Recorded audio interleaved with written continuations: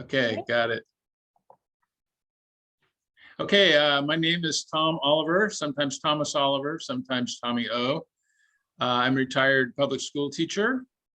I've done a lot of subbing since I retired, so I'm semi-retired. But when COVID hit, I'm officially retired. Taking care of my granddaughter, that's almost a full-time job. And just trying to be a good friend to people. So that's kind of what I'm up to right now. Awesome. That's amazing. So to start, I'd love to just ask a few general questions before we get into your teaching experience and everything. So something basic. What's some music that you like right now? Well, you know, it's funny. I went out to breakfast this morning with some friends and they had an old soundtrack that was The Doors and Jimi Hendrix and Bob Dylan. I have a special place in my heart for the music of the 60s, which is when I was in high school, believe it or not. More later in life, I definitely have become a fan of classical music, which I never was previously, but I really appreciate how difficult it is to play an instrument well. And the sounds that are accomplished, like by the San Diego Symphony Orchestra. I've been to a couple of their shows and that's like a whole new world to me. So that's sort of a current new interest for me. Awesome. I love that. And I agree. Yes, playing an instrument is rather difficult. Yeah, I never could do it. So I really appreciate that other people can. Mm-hmm. I guess since we're on the topic of music, how has your music taste changed throughout the years? So like when you were younger, when you're in your mid, like 20s, 30s, Midlife so to old life. Yeah, it's not like I've slowed down so much. I still like rock and roll. I definitely went through a big reggae phase in the 70s when kind of one part of my generation went towards disco. I went towards reggae. So a big Bob Marley fan and a lot of the kind of the old school reggae guys, rather than the dance hall, you know, kind of transitioning into more rap style. So I like old school reggae. I did a little Western rock kind of thing, Marshall Tucker Band and Greengrass and High Tides and some of that era. That was part of my evolution.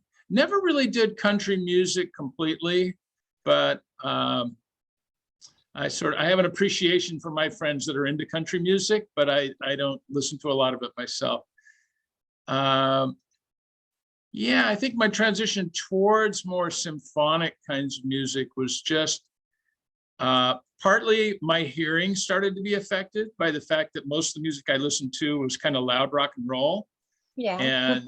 And the concerts where those amplifiers are right in front of your head, it started to take its toll after years. So I needed to back off a little on the real loud music. And then maybe I started paying a little more attention to actually the quality of the instrument and the interplay between the instruments. So I think later in life, I became a little more of a student of music itself, rather than just looking at it as something I enjoyed. That's awesome. I enjoy that. Yeah, I know a lot of people who listen to rock and roll can be very loud. I know my parents they love country music. I think it's okay. It's its own unique style type of thing. Yeah. So another basic question. Currently in life, what are some foods you really like? Some what's I really like? Food.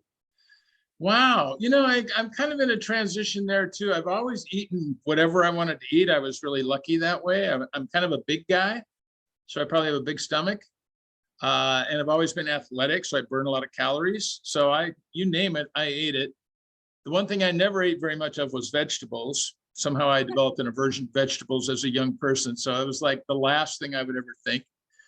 And then of course, as older people watching this video will attest, you start hearing more and more about introducing vegetable matter into your diet and less meat, less carbohydrates, less fatty foods. Long-term, those things add up to making your body work less efficiently. Let's just put it that way. My wife is a vegetarian, so I've kind of like watched her eat, and for a long time we kind of ate separate foods, but she's sort of won me over a little bit that vegetables can be kind of interesting. I love Thai food, I love Indian food, and a lot of the basic traditions of those food are more vegetable than meat. So I think kind of the back door into vegetarian style for me has been through those cultures. Those cultural foods are a little more user-friendly for your body in the long term. So yeah, but I'm still a meat and potatoes guy at heart, but I don't eat meat and potatoes very often. So it's sort of a reality of the age level that you get to. Yeah, for sure. I will say very much, I love the potatoes. I'm glad we both enjoy that. Mhm. um, so next up, what are some hobbies that you're currently doing, and then compared to what you used to do hobby-wise, or have they always stayed the same? Yeah, new hobbies. Well, not too many really. I'm doing a lot of what I used to do for fun on weekends, I now can do any day of the week. So I've always been a big fan of horse racing. If you can see my shirt, it's from the Breeders' Cup last weekend or 2 weekends ago. I love horses, love race horses, live close to Del Mar Racetrack. So it's been a fun thing for me to expand that from just once in a while on the weekends to going out there, sometimes just to watch morning workouts, just go out in the morning and watch the horses run around. And just the feel of the track has always been exciting to me. I love to read, and for years and years and years, being a science teacher, I never had much time to just read for myself. I was always reading journals or reading students' papers or lab work, stuff like that. Yeah. So when you have to read, it kind of sours your love of reading a little bit. So I think part of the retirement years for me has allowed me to I can just sit down with a book for a couple hours and be very happy. And probably the last big one is cooking. I think being a chemist, I started to put together the idea that chemistry and cooking are really kind of the same thing. And so I just started exploring recipes and then playing around with recipes, modifying a little bit to my own style. And I had the time to, shop for food. And because one thing about cooking is it takes a lot of time. If you're going to do that hobby well, it really takes a lot of time. So I have a profound appreciation for people that cooked for me all those years when all I did was sit down at the table and eat. So that's kind of like my new hobby, I would have to say, would be cooking. Awesome. And yeah, I'm kind of getting into cooking a little more as well. I just moved out of my parents' house like a year or two ago. Mhm. And I could definitely see your book hobby catching up there, all the books behind you. Yeah. Yeah, this is there's actually a whole area of cookbooks up there. So that's yeah, it's good. Reading is good. And the other thing my wife does that impacts my life is she owns a bookstore.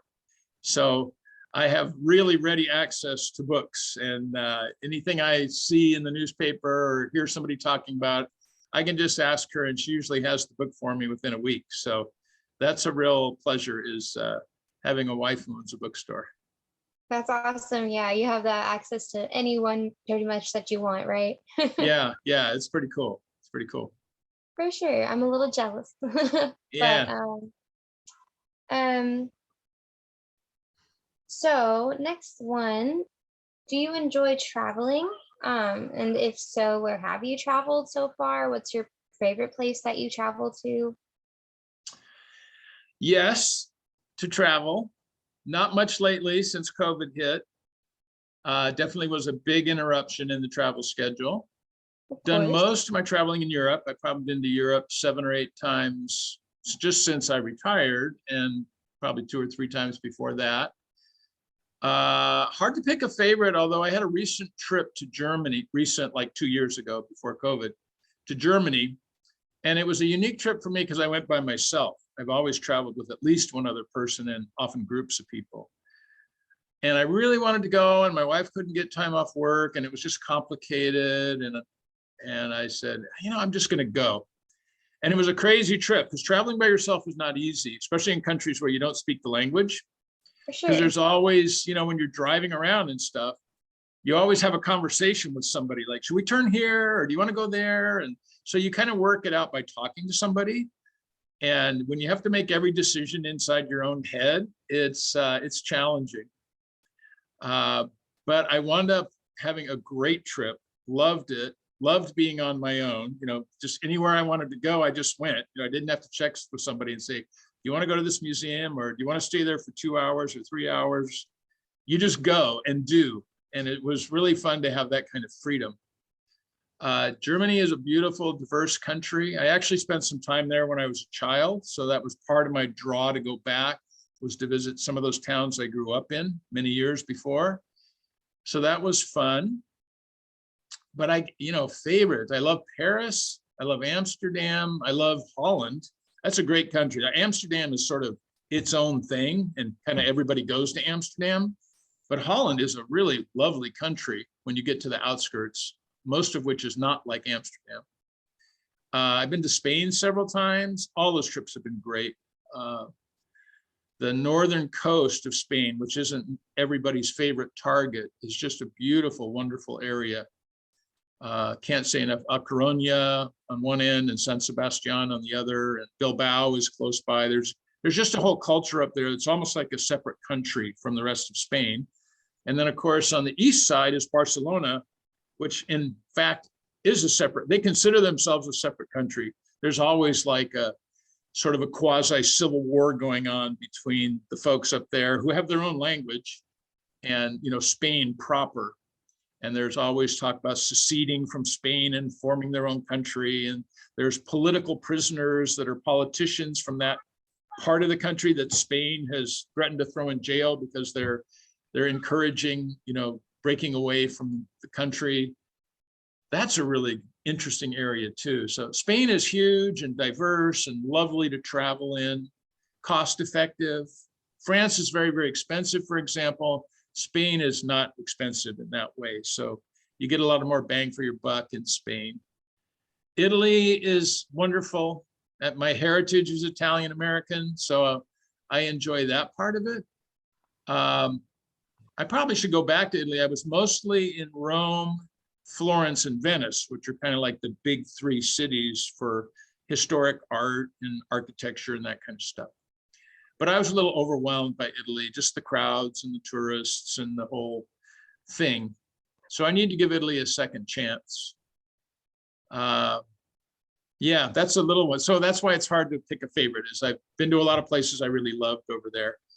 I haven't traveled too much. I'm doing a lot of traveling in Mexico. I have a friend that lives about an hour outside of Mexico City in a little town, wonderful little town called Zacualpan. And I've been down there a couple of times, and we've traveled around to different cities. She's a folk art collector, my sister-in-law. So she likes to go to these little out of the way towns where artists live and like do weavings or ceramics and, interesting things. So I've seen a lot of the Mexican countryside, which is very different than like Mexico City, or a lot of people think of Mexico and they think of the resort towns along the ocean, but that's not really Mexico as a country. So when you get out more into the cities that don't get a lot of tourists, you really get a feel for what Mexico's like. And it's a wonderful country, and those are wonderful people. But I haven't been down to South America, really. Haven't been to Asia, which I know is a big one, but I don't really like long plane flights. It's already a huge deal for me to get to Europe, which is like 9 hours. And when I hear like 18 hours, 20 hours, 22-hour flights, It's like, oh my God, can I do this? And the answer is no, I haven't done it. I haven't made that commitment. I'd love to see Australia and New Zealand, but that's another really long plane flight. So, at this point in my life, once things loosen up again for travel, I probably will head back to Europe just to get things going again. That's awesome. I will say I want to for sure go to Mexico. That's on my list. I know someone, I want to say 2 generations up, is from Mexico in my family. So I definitely want to go there and actually experience that country for itself. But would you say that you enjoyed traveling by yourself the most, or with others? Because I know you said you really enjoyed that freedom. Well, I think, I broke the eye. I would go by myself again now that I've been through it once. It wasn't that scary, but it's very unique. It's a totally different kind of traveling. Because it's so fun to see things and share things. And, you see something that you've never seen before. It's fun to be able to talk to somebody about it, and say, oh, wow, I thought that was really cool. What did you think? that's sort of the normal socializing that I do when I have experiences. So it's really different. I mean, people that live alone, I've never lived alone.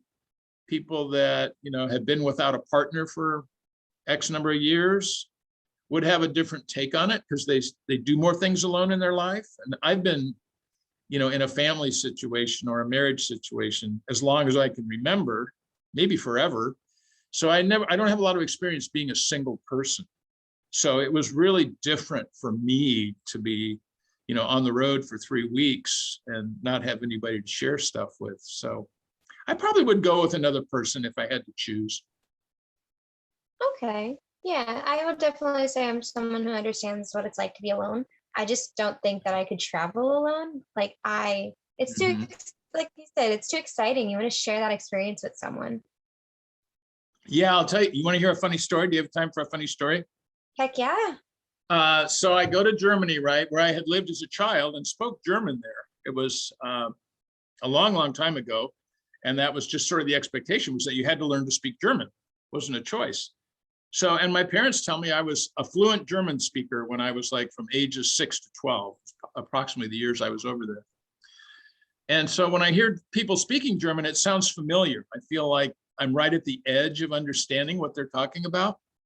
So I've always thought, oh, if I was ever in Germany, I would pick it right back up again. That's me talking.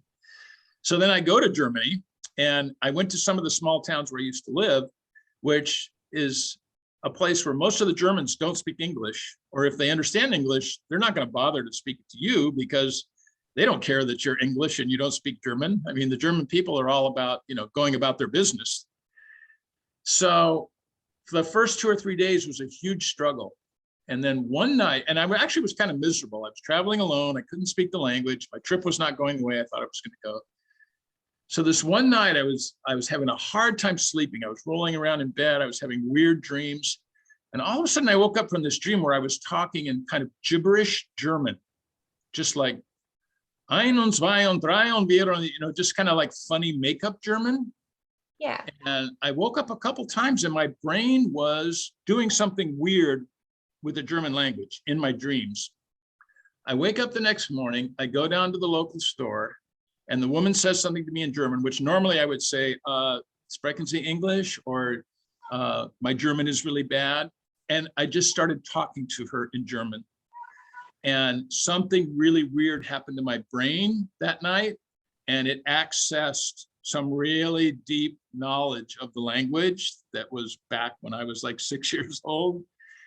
And the rest of the trip, I spoke German really well, had no problem communicating with anybody. So somehow all that buried language from when you were a kid is still there. And I had that happen to me like for reals. So that was a fun story. Yeah, that's awesome. Definitely something you probably weren't expecting. Yeah, it was kind of strange and unusual, but I enjoyed it. I hope something like that happens to me, because I learned Spanish in high school and a little bit in middle school. And I haven't kept up with it, so a lot of it has faded my memory. But if I go to Mexico, I really would hope something like that happens to me and it just clicks and I'm like, oh yeah, Spanish, I can speak that. Yeah. Well, make sure if you get a chance to go to the area where your family is from, even if they're not there anymore, there really is kind of a vibe from where your people are from that I think would be interesting for you to go back to that area and see like where that ancestral part of you is. That would be interesting. Yeah, it would be, because there's not much I know about the older generations of my family. So it'd be nice to really kind of feel something and connect with that area. So at least I have like the knowledge of who they were when they lived there, and different things like that, the true culture that we had back then. Awesome.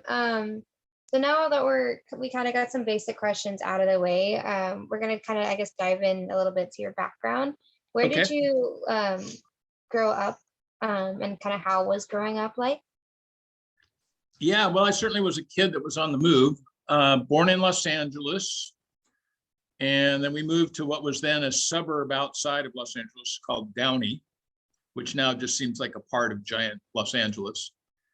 So classic suburban stuff. And then my dad, kind of the wild side of my dad, who was a relatively new school teacher at the time himself, decided to take an assignment overseas. And so I had an older brother and a younger sister. I was 6, so my brother would have been 8. My sister would have been 5 or 4.5. And he just told my mom to sell the house and bring the kids over. So he flew over to Germany, and we took a ship, believe it or not. We flew to New York and then took a boat across the ocean. And we actually lived in Paris for a little while and in the French countryside for a little while, but his main assignment was in Germany. We just had to wait for that to clear. And then we lived in 3 small towns in Germany during his tour. He moved every 2 years to a different school because he basically worked for the army. I mean, this is post-World War II Germany, so there were a lot of US Army bases there with huge populations of Army personnel. So of course they had children.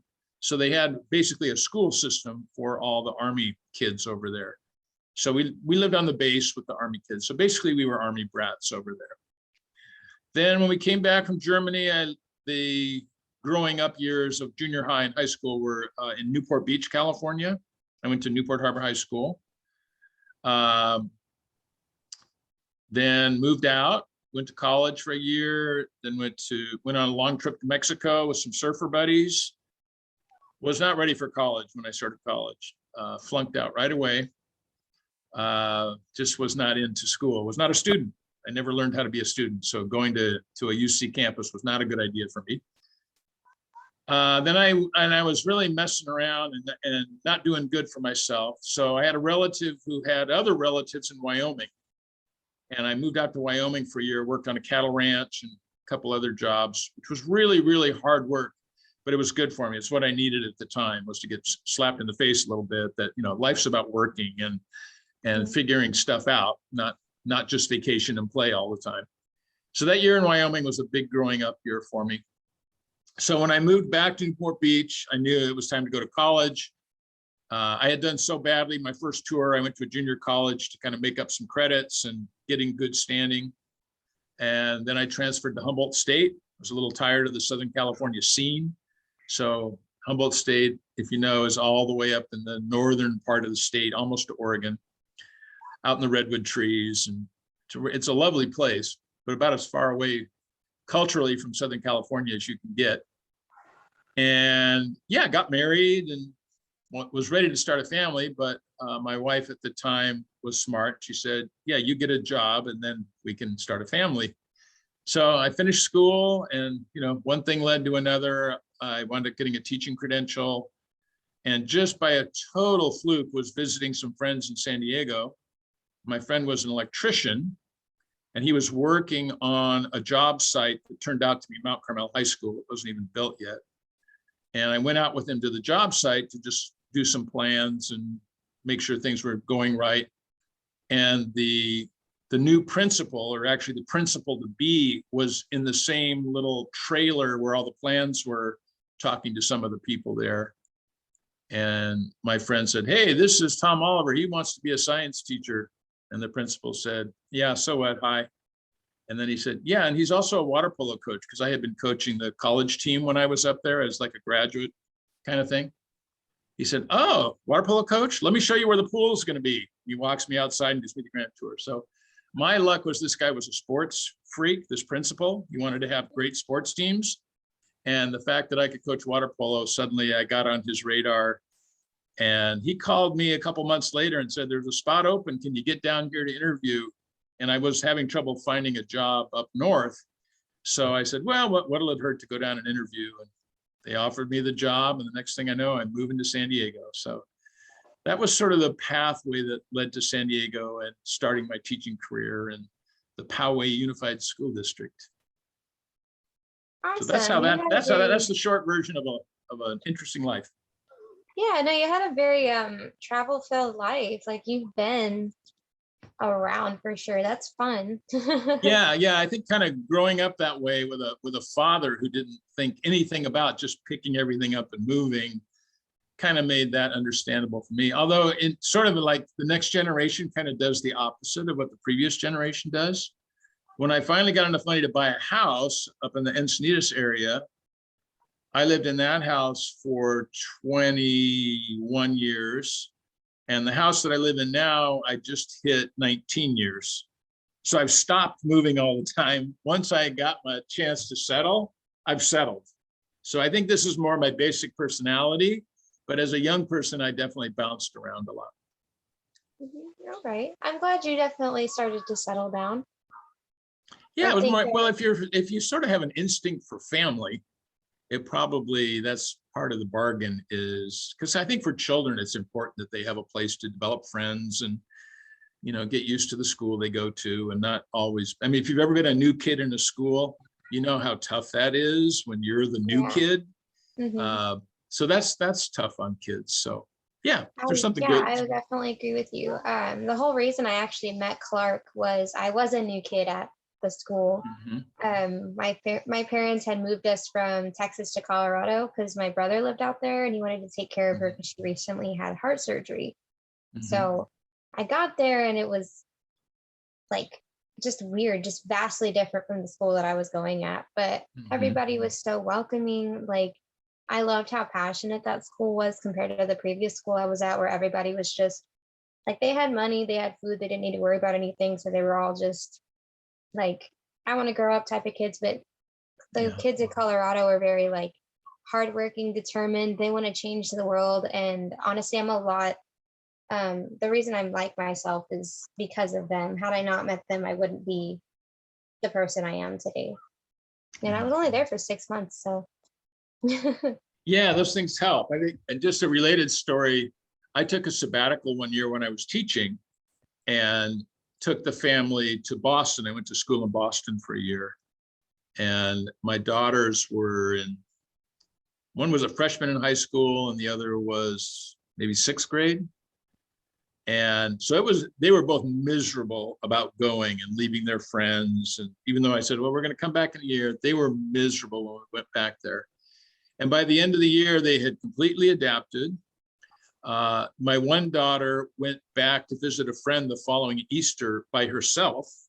She was comfortable going back on a plane and she really wanted to see her old friends in Boston and that kind of stuff.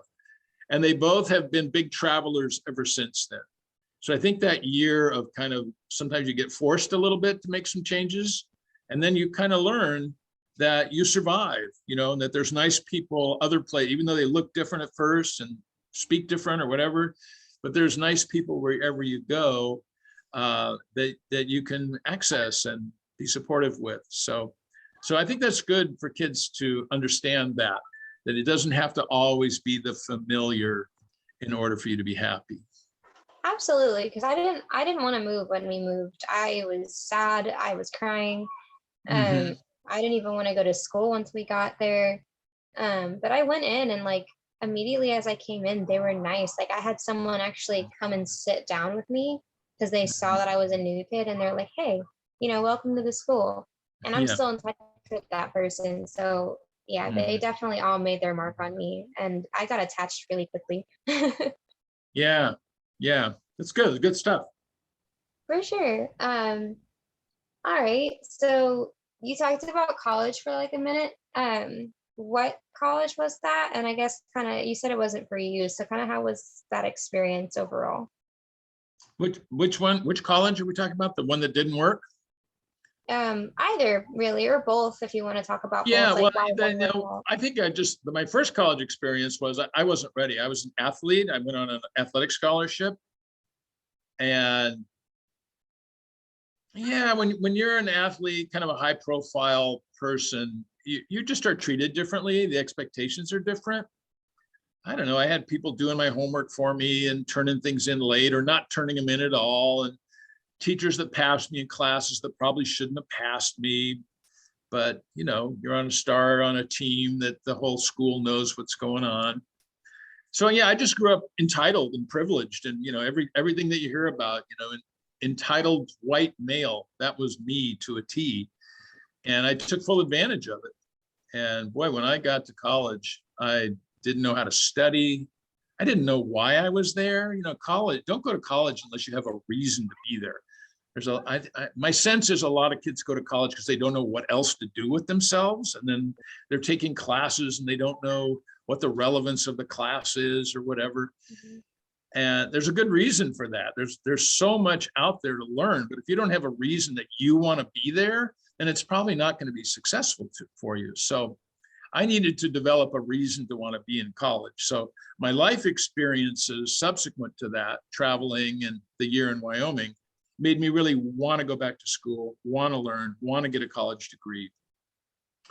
So when I went back, both my junior college return and then moving on to Humboldt State College, which is now the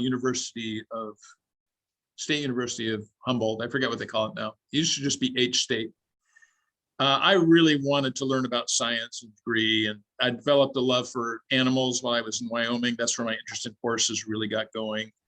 And so I wanted to be a vet at that time.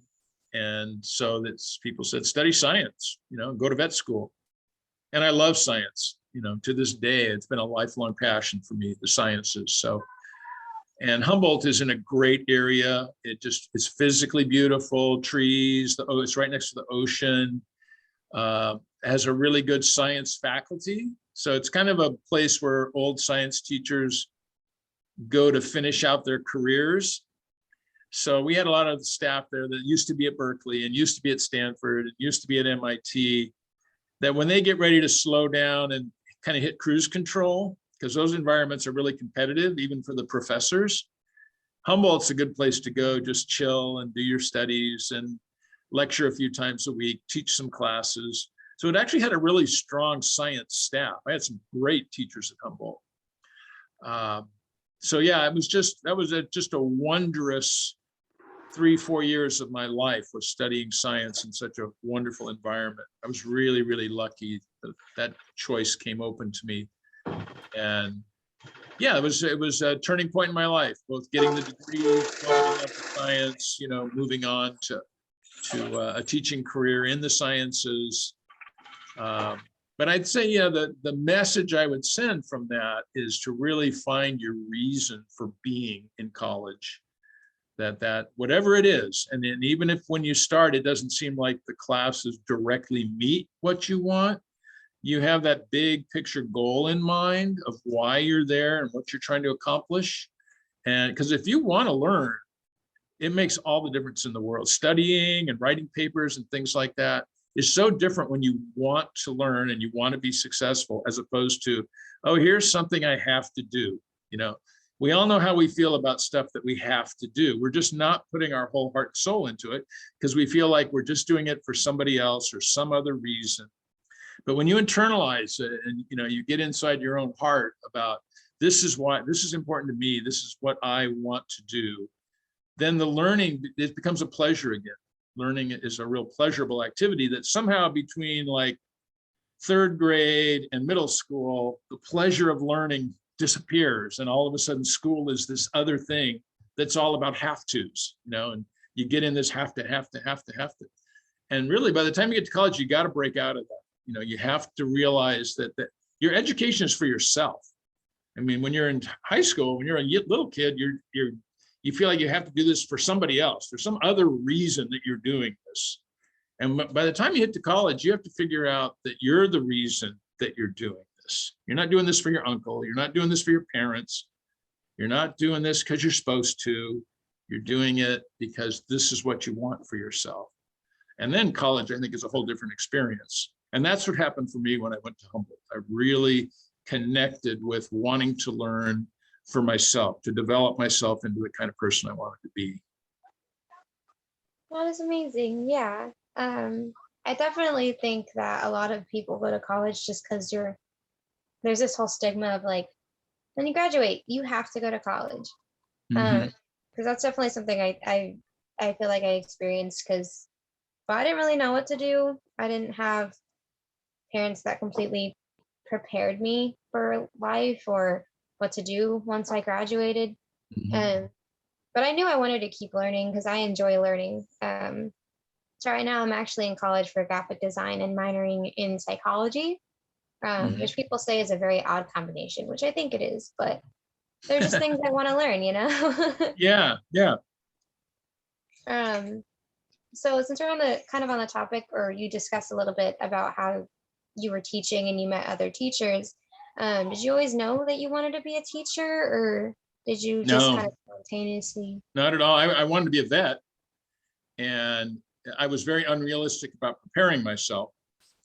There's one vet school in the state of California, UC Davis.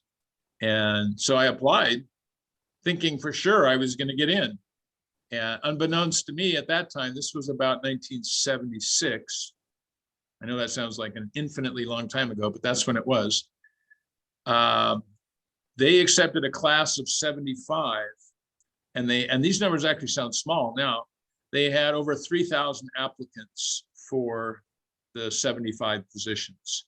So it was very exclusive category to go to vet school at Davis. You had to have a really outstanding resume. And I just thought I was an outstanding individual. So of course they were going to pick me. I just assumed I was going to Davis Vet School. So I could have used a counselor really badly in college. That's another thing. I never had any need for a counselor, so I thought. But I could have really used a counselor who said, well, look, here's what it's going to take to get in there, and here's your plan B. So I got my plan B in a letter from Davis saying, you're not getting in here, but here's some things you ought to do. And it was a big laundry list of, take these courses, go to work in a large animal vet hospital, do some grunt work, yada, yada, yada, yada. It looked like a couple years worth of more preparation before I could get into the vet school.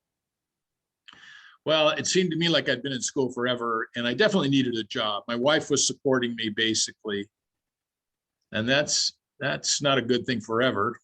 I really wanted to get a job. I was ready to be done with school and get a job. And the one experience I had was that water polo coaching job. I essentially was coaching the college team after I graduated, and I really liked coaching. So I thought, well, maybe this year I'll get a job coaching water polo. And I had a friend who said, well, that's good, but most water polo coaches are teachers. Schools don't have budgets that let them hire a water polo coach and give them a full-time salary just to coach their water polo team. You have to do something else for the school that's part of that coaching position. So that was the first time I thought, oh, teaching, maybe I can get a teaching credential and also coach water polo. So the idea of teaching science and coaching water polo, two things I love doing, sort of resonated. So that was essentially after I graduated from college that I figured out maybe I could teach. So it was never part of the plan growing up, even though my father had been a teacher, but he wasn't a teacher for very long. He went into the administrative part of education pretty soon. So I don't really feel like I came from a teaching family per se, because he always was more of the business guy.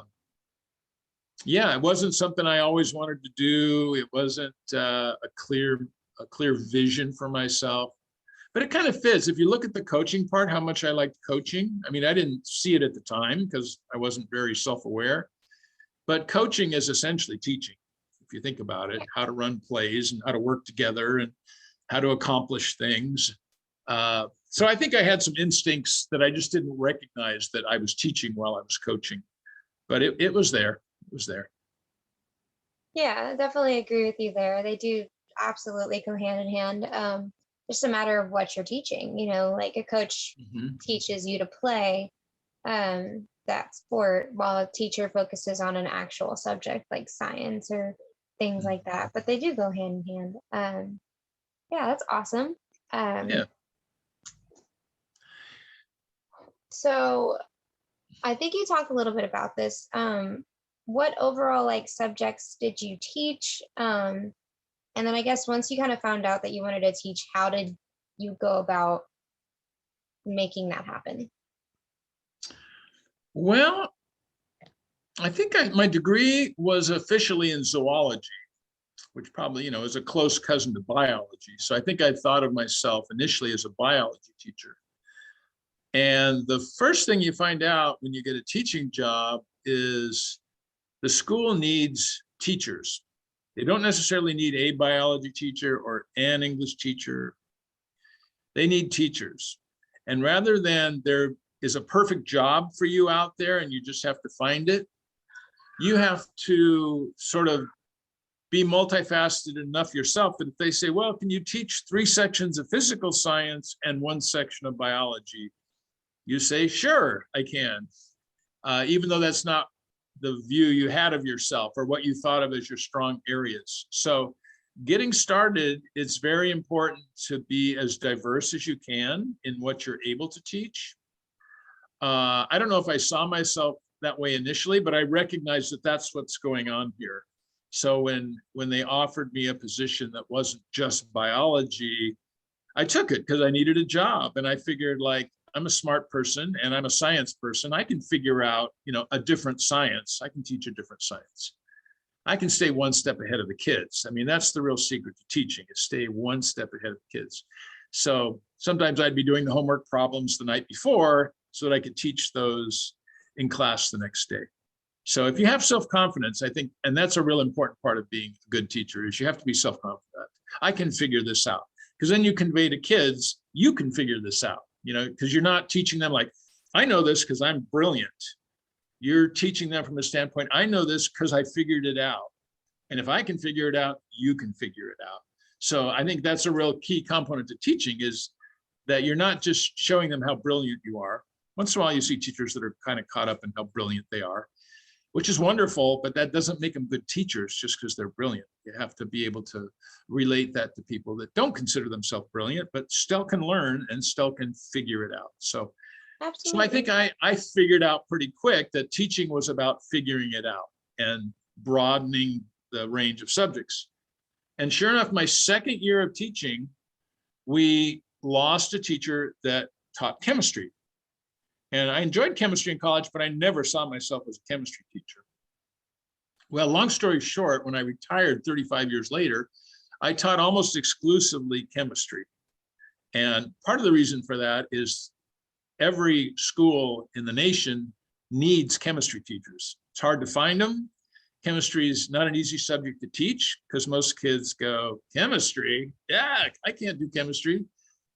And so there's a whole aversion to the subject, where kids love biology because it's about animals and plants and how the world works. And so they come into the subject with a good attitude. They don't necessarily come into the subject with a good attitude when they're teaching chemistry. So there's always a need for a chemistry teacher. And I kind of figured out, well, back in those days, teacher layoffs were not that unusual. The school funding was back and forth, pink slips were being handed out. And I figured out if I could teach chemistry, I probably would always have a job. So I gravitated more into chemistry and the physical sciences right away because there was a need there. And I actually enjoyed teaching the subject. So flexibility is a really important thing in the teaching profession. And I think it helps me have a long and happy career because I taught other subjects too. If we had a need, like there was we have one physics class, we don't have a teacher who can do it. I would very often teach one class, even though it was out of my main area, just to challenge myself to learn the subject better by trying to teach it. So I think I taught every science class there is in a modern high school. And that was a good thing for me career-wise because you get a little stale teaching the same thing year after year after year. So it helped me a little bit.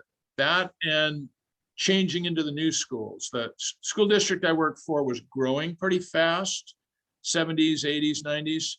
So I started at that school, which was virtually a new school. And when they built this next high school, which was Rancho Bernardo High School, where Dan went, I switched over there when it opened up. And then when they built the fourth high school in the district, a school called Westview, I switched over there just to give myself a new environment to be in, to have to do things differently, interact with different people, and get out of the same old ruts that teachers tend to get into. So between those two things, having a diverse interest in teaching different subjects within the sciences and not being afraid to go to a new environment, I think those things help prolong my career and keep me kind of fresh and not just the old burnout case. Awesome. I love that. I definitely think that you would have been a fun teacher had you taught me in school. One of my science teachers, or most of them, were very much just teachers that were like, I'm awesome. Here's the information that I have, and not necessarily, here, let me help you figure out the information that I figured out.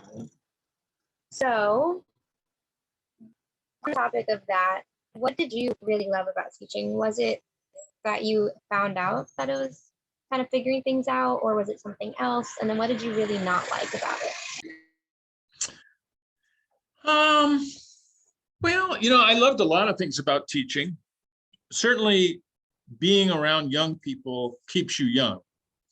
So I think I appreciated that as time went on, that being in the environment of the school, there's an energy in school that you pick up on. Even if you're an old fart, you pick up on that energy.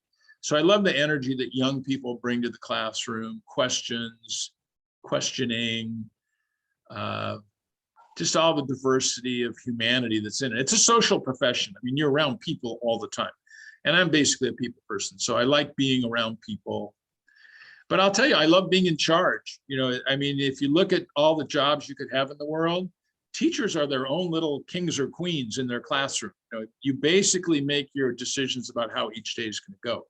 And that's a wonderful thing to have in a job situation where, sure, the principal has some ideas and you get these decisions. Well, we got to teach this way. But basically, once the bell rings, it's your classroom and you direct those activities.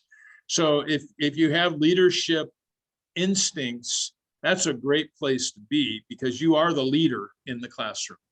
And that's something that I loved about it. And I'll admit it's a little bit egocentric to say I like being the boss, but you're in control of your own environment. I think beyond just being the boss, you're in control of the environment.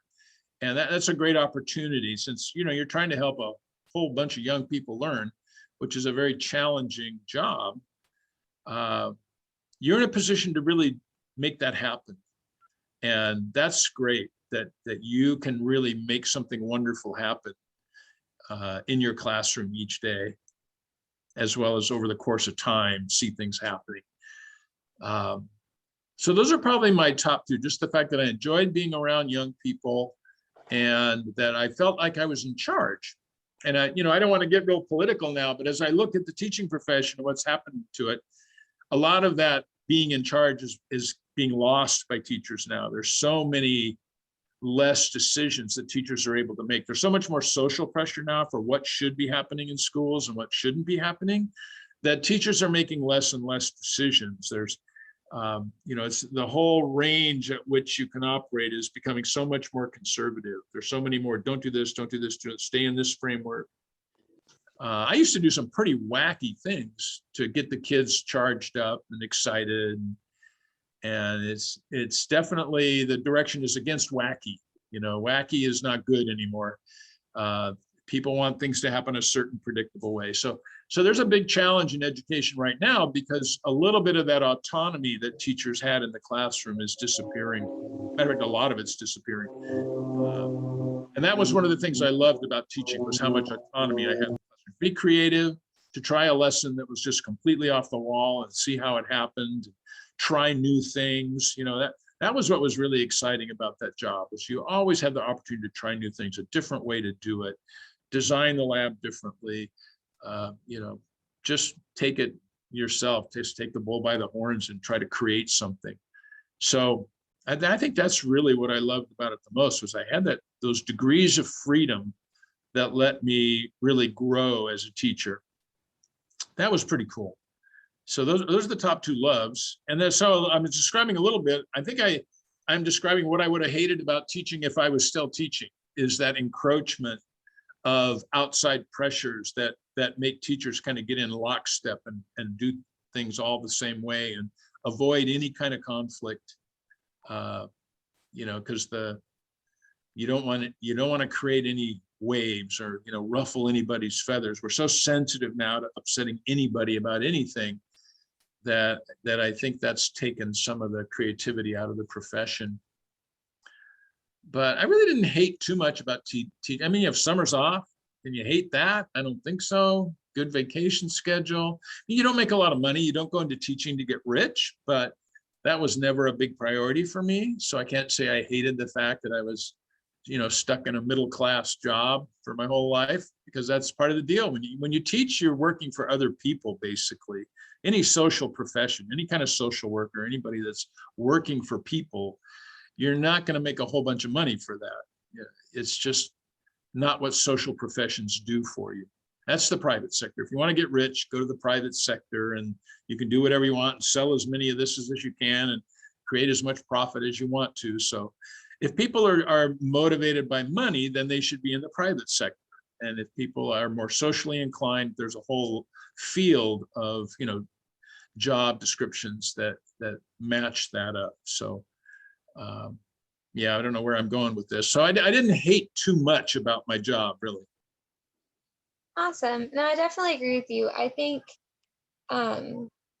like there's a goodness to being a little sensitive, but I think when it comes to learning, they're definitely going a little overboard on it, because people are like, don't teach this, don't teach this thing like this, and different things like that. But it's still important that no matter whether you don't want your kids to learn about a certain part of history or a certain thing happening now or certain subjects the way that they're taught, they have to. That's information that was basic, like for me, like, and it's different because I just graduated like 2-3 years ago. So to like look at what they're doing in schools now, I'm like, you're not teaching what you taught me, but now I know it now. So how are you going to fix that? Yeah, does that make sense? It makes complete sense. And just hearing you talk just reinforces my belief.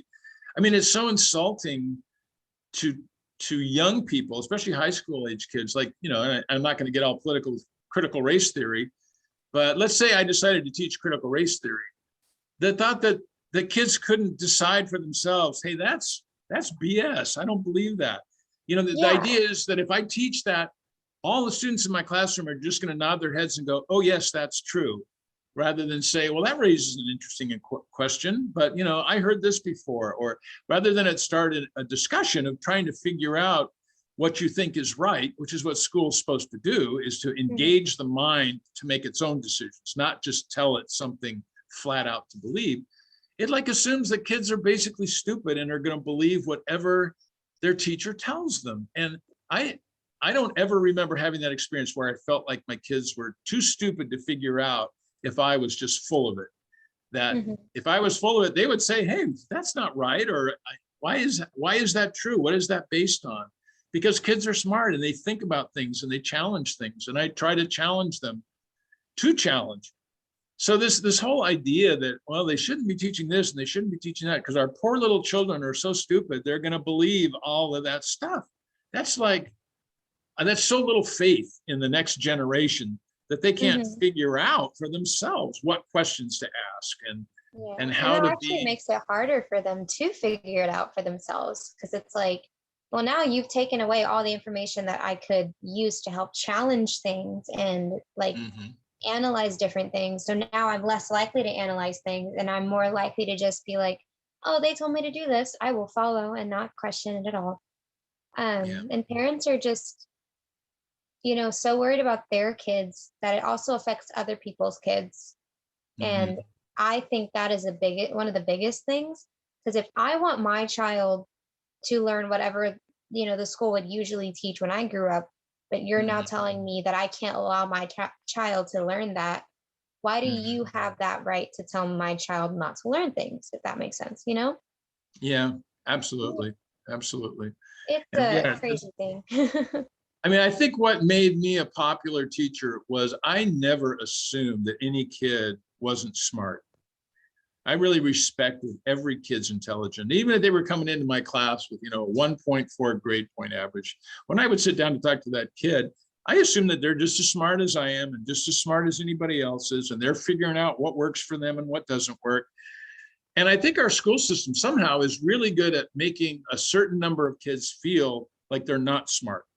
Something to do with the competitive nature of grades, and you feel like you're a success or you're a failure or you're a C student, or as soon as you lock that into your own mind and you see yourself as not being successful or not being as successful as those kids, there's sort of like this environment of failure out there that kids just absorb.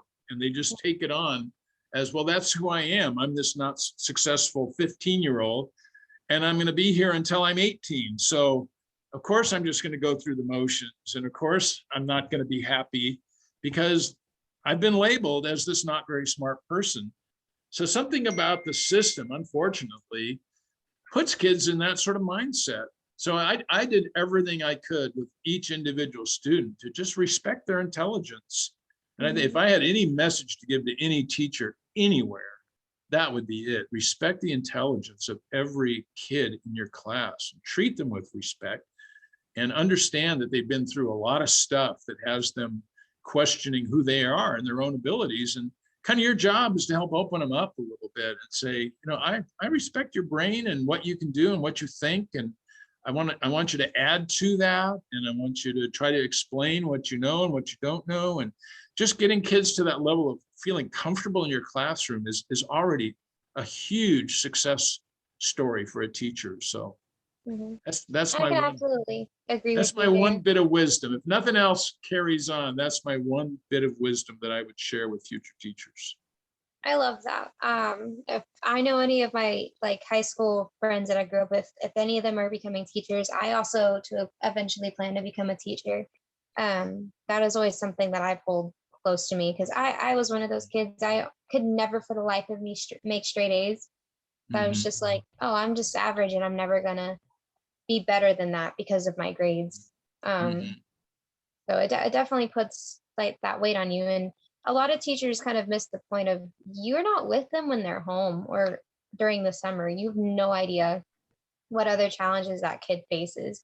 And it's really important to take that time to be like, hey, what's going on? And how can I really make this learning environment easier for you? How can I help you learn better? And different things like that. Because you also can't teach the same way. Every student is unique when it comes to learning. So you really have to try and dive deep and do what you can to teach everyone in the ways that they need to be taught. Yeah, that's a challenge. That's a huge challenge. For sure. Yeah, absolutely a challenge. It is just resource wise, you know, when you have 35 or 38 students in the room, and the ones that have had those kind of troubles are the ones that are sitting in the back, and the ones that never say anything and never ask questions. They've become professional tuner outers. You know, they just like, don't bother me, I won't bother you kind of students. And those are the easiest those are the easiest students to ignore as a teacher because they're not creating a problem. And you have all these other kids that are asking questions and doing things, and Johnny, sit down. And those quiet kids in the back, you just have a tendency to leave them alone just because it's hard to reach to have the time and the resources to really get into each kid's head and see what that individual learning profile is. That's a huge challenge as a teacher. I think that going back to what frustrated me was that there were times I had kids in my room that I know needed extra help. They needed special help. And I just didn't have the time with all the other students and all the other responsibilities to get to that kid. I'd get to the end of the term and realize I hardly know who that kid is. And they got a C in my class. They did just enough to get by, but I don't really even know that kid. Those are frustrating times for a teacher because, like you say, you know what you want to do. You know what would be wonderful was to reach each kid on that level, but it's a very difficult thing to do. So, but you got to try. Absolutely. You got to try. Yeah. Got to try your hardest. You know, you can't always get everybody, of course. But yeah, at least the effort, like, because there's so many teachers that don't even supply any effort in attempting to like getting to know at least some kids. Like I've had a lot of teachers that just like call our names out, teach us a thing, and then they have us sit quietly and do everything. Like they don't even know us and like any of us at all. And it just makes it so hard to even care about what we're learning. So none of it even sticks and we do learn it. Yeah, that's a funny thing about it. I've heard that adage before. Teaching can be the easiest job in the world, or it can be the hardest job in the world. It's kind of what you want to put into it because the demand is certainly there, but it's also easy to just, you know, call the names and hand out the worksheets. You know, that is still, some people, that's what they do. And, you know, yeah, it is what it is. You got to hope for more committed people into the profession. Like you. Yeah. I definitely don't want to do it right now. I kind of want to have more of a financial growth in like my graphic design field, but I Yeah. eventually want to teach like an art class or a math class, because I knew a lot of kids that hated math because for the life of them they could not find an understanding to it. Yeah. I loved math. Math was easy to me and the patterns just made sense for the most part. Hmm. So I want to help those kids that struggle with math because it's fun and it's easy once you start to piece it together. And then art, of course, because it's expression, like expressive. Yeah, that. Yeah. Well, and then, you can infuse the different, I mean, I can imagine graphic art being used in any other domain as you look at how kids learn and how they express themselves, how they put ideas together, that, using graphic art with other, what's the subject matter? You could put science to graphic art and do some really cool stuff. So yeah, And I do like that's a science, so great that would field work. to be in. Yeah. Mhm. Okay, so I have this little snippet. Dr. Clark says first, thank you for doing this. Okay. And second, he remembers multiple wonderful moments from your class, including dissecting the lyrics to Bob Dylan's Like a Rolling Stone. That really made him realize the power of song lyrics and he focuses more on them. So I think this is more his question. Why did you choose that song to teach to your kids at the time? That's funny. I can remember trying to explain that answer to that same question to an assistant principal that came into my classroom one day when we were analyzing the song lyrics. And I think it was a chemistry classroom. I don't remember what class Dan was in. It might have been physics, but I think it was a chemistry classroom. Like, what does that have to do with chemistry? And it was a little circuitous. I just thought it was a really important song because the song is about a young person who is realizing that so many of the things that they thought were true really aren't true. They're like looking behind the scenes. Behind the happy face of the clown is a really sad person. So it's about a young person who went out looking at a world full of clowns and realizes there's a lot of sad faces behind them. And a lot of it had to do with drug and alcohol use, which is something that every young person has to go through an exploration of because their friends are drinking or smoking or whatever. And you have to make those decisions. You either have really strong parents and the answer is absolutely not, or you're curious yourself, your friends are doing it, you want to do it. And instead of the just say no, which I think at that time the school promotion was a program called Just Say No. The answer to the drug and alcohol problem is to teach kids to just say no. Well, to me, that's so horribly simplistic. It's a lot more complex question than just saying no to kids. They have to have a reason to say no. They have to understand why. My friends are doing it at parties and they feel good. Why shouldn't I be trying that? It's a really complicated part. Those programs, because I grew up with those programs, like the Dare ones and stuff, just say no. Yeah. They found out that statistically, those programs caused more kids to end up doing drugs or alcohol once they turned to adulthood. I'm not surprised.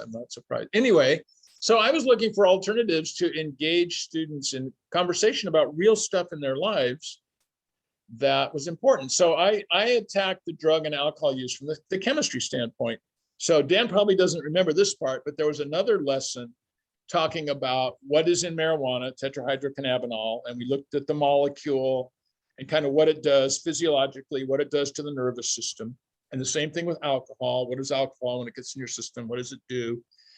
So that they understood the science of drugs, alcohol, but that they also understood kind of the social part of it. And if you look at the lyrics of that song, it's a pretty powerful awakening for this young girl who, at the end, when you got nothing, you got nothing to lose. I mean, she's fallen all the way down. She's with this guy who has a big flashy car and they're getting high all the time. And then, well, anyway, bad stuff happens to her. And she realizes that all the glitter stuff, happy, let's go stuff, that isn't what it's all about. You have to develop a little bit more of your own sense of self when you make decisions.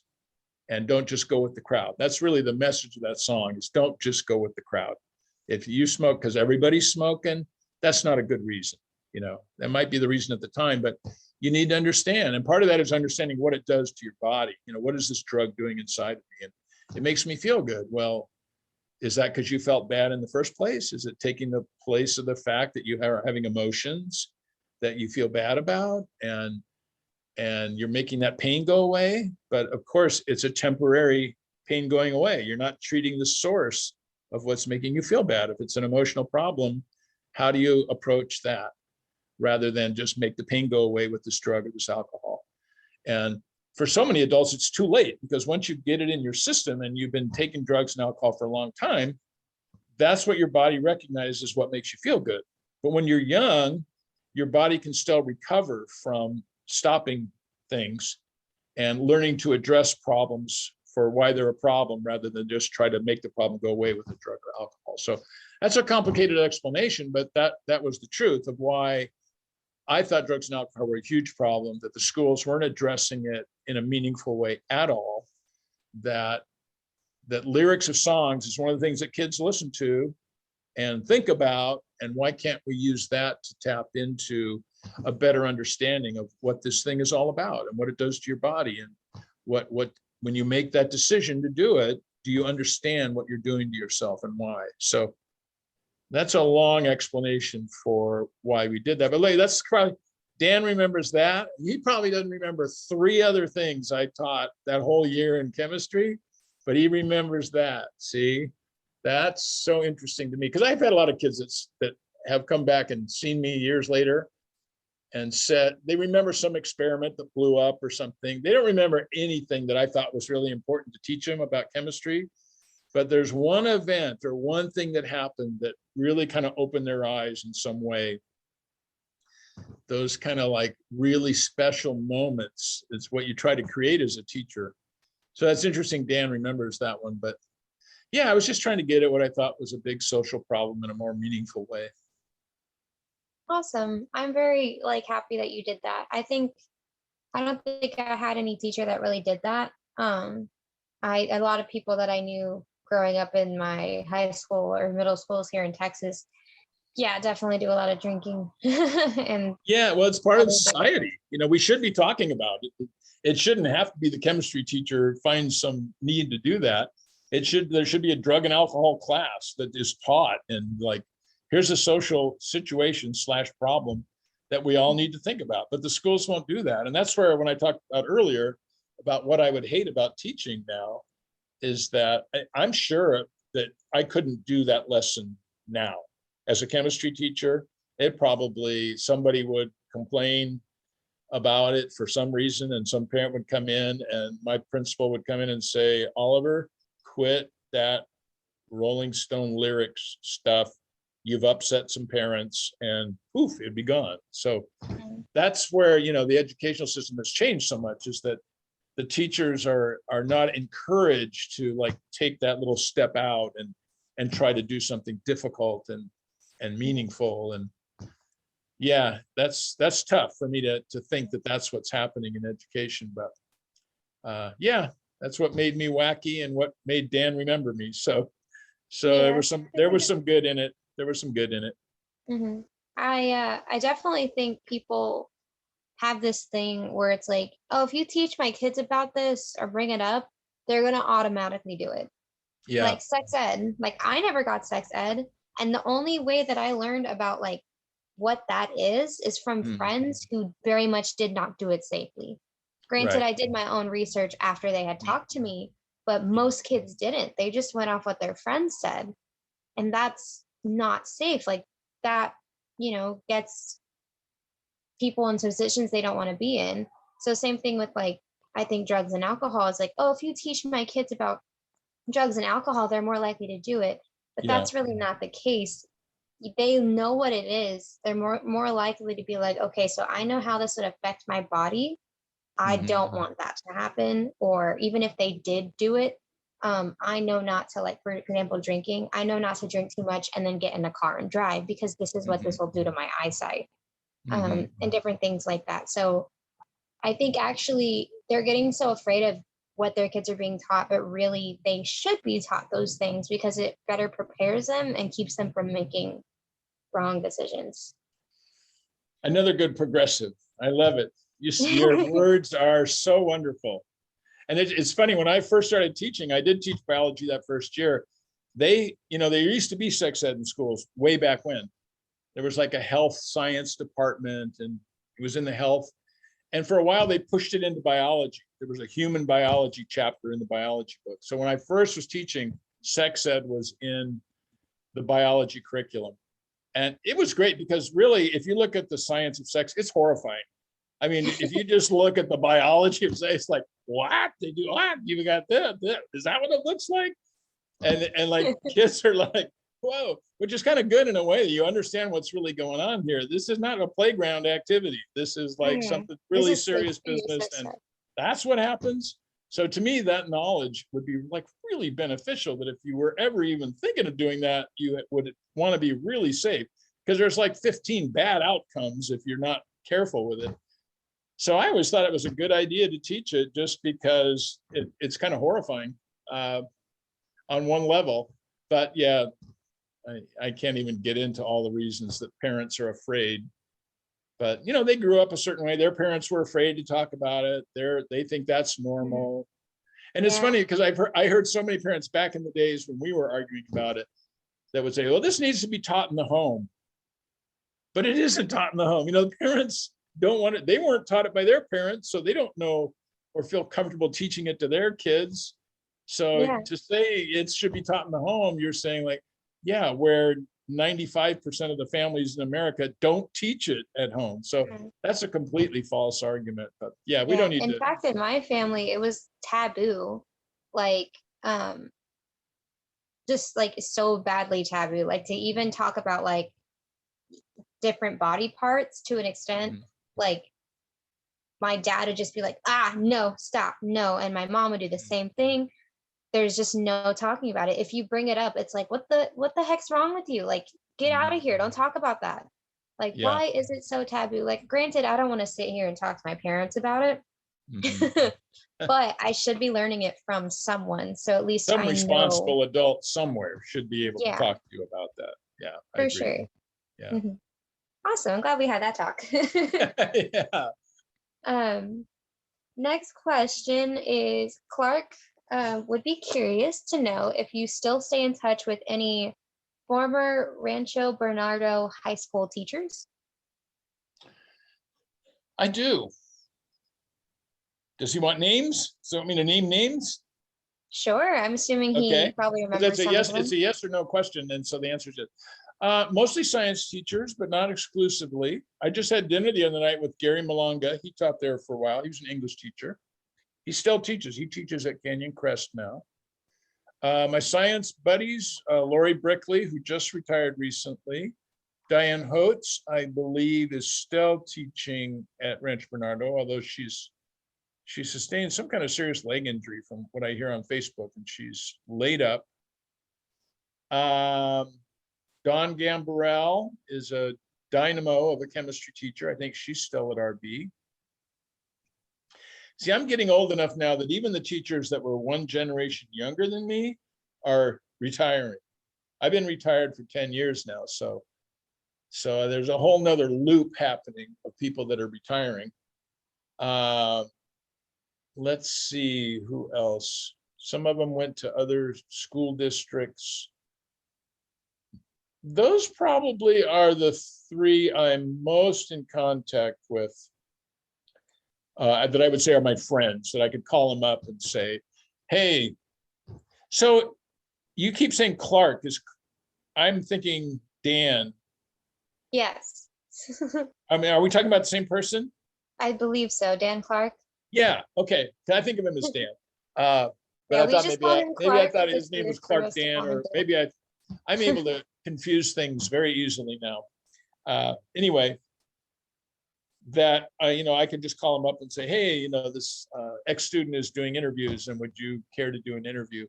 Those are the three that I probably know. Oh no, and Chip Gerdner, Spanish teacher. Chip, very definitely still a close friend. Probably a few more if I thought about it, but those are the ones that come to mind immediately, are those four. That's awesome. Okay, well, it's really cool to hear that you're still in contact with them. I know I don't teach, but I still, from the 3 main jobs that I've had since I was 16, I still try to keep up with people that I worked with because you make bonds with people, and you just like when if you grow up with people from when you're a kid, you see how people grow up and the things that they do in life. Bueno. Last question to end off our session. Do any former students, like, have they come by recently to talk about the way that you taught them or things that they remembered that really kind of touched you? And like, how does that feel to know that they do come back and they're like, I remember this and that, and you were the most best teacher or anything like that? Yes, definitely. Most of them now on Facebook. I'm not as public as I used to be. When I was subbing a lot, a lot of them are teachers now, former students that became teachers or friends of friends, or, I was a little more in the loop socially with the teacher group, and that was a source of bumping into people. So about half my Facebook friends are ex-students that contacted me at one point or another. And so at least initially, when we became Facebook friends, they told me stories about how much they liked being in my class or something good. So yeah, it feels great to have kids come back for any reason and tell you anything positive about your classroom. Because that's one of the weird things about teaching, is you get really close to students, or you think you're really close to them. And then June comes and they're gone. And young people, when they're gone, they're gone. It's like their instinct is not to come back. Even if they were a junior and the next year they're a senior, most kids, their lives are so full and they're so busy looking forward that going back and chatting with old Mr. Oliver just doesn't happen very often. So you have this real sense of closeness and then they're gone. So it's a little weird in that way. And it's part of the emotionalism of teaching, is that you have these real close associations and then they're gone. So you don't really know, did anything I say affect them really or whatever? So the times that kids do take the time, and of course, Facebook has made it easier for people to contact me, it feels really good. I've had some students that are science teachers, environmental lawyers. I think those ones feel really good, that they actually developed or helped develop their love of science in my classroom, and that they followed that love towards their career objective. Those ones feel really good. An amazing number of stories like Dan's, that they remember one thing, and it might be some weird thing that happened, but it was important to them, that I took the time as a teacher, or it started them thinking about something new and moving them in a different direction in the way they thought about things. Those are really wonderful things that happen as a teacher. And some of them, actually, I've run into several people in the book. Once in a while, I work at the bookstore when my wife is desperate for an employee. And I bumped into a few former students at the bookstore and had some nice conversations with them. So yeah, it's a little bit like, in the old skeptical inquirer days, when you only see one side of the story, which students that come up and tell me how much they like my class makes me think, wow, all my students really like my class. But I don't have too many data entries of students that come back and say, I hated your class. I thought you were such a jerk, because they wouldn't do that. Most people are too kind to come up with negative input. So I only hear the positive input. But by and large, it's been good. I think kids had good experiences in my class. I love hearing about it. There's nothing better than knowing you had a good impact on somebody when it's your life's work and you don't really know if it made a difference.